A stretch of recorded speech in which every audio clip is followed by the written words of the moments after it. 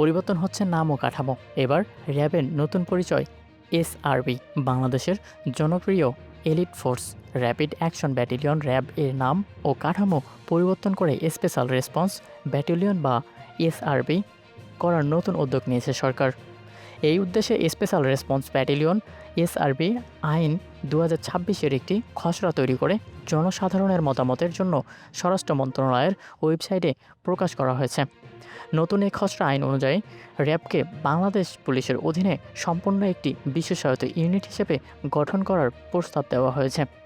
এ বাহিনীর নেতৃত্বে থাকবেন অতিরিক্ত আইজিপি পদমর্যাদার একজন মহাপরিচালক। সদর দপ্তর ঢাকায় থাকলেও প্রয়োজন অনুযায়ী দেশের যে কোনো স্থানে এ শাখা বা ইউনিট স্থাপন করা যাবে।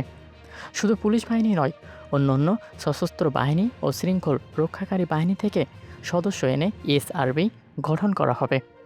এ বাহিনীর নিয়োগের ন্যূনতম মেয়াদ হবে 2 বছর। এছাড়া এসআরবির জন্য আলাদা লোগো, পতাকা ও নতুন পোশাক বিধানও রাখা হয়েছে।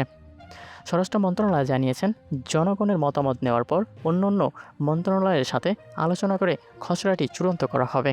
এরপর এটি মন্ত্রণালয় সভায় অনুমোদন পেয়ে সংসদ পাশ হলে আনুষ্ঠানিকভাবে কার্যকর হবে এ আইন।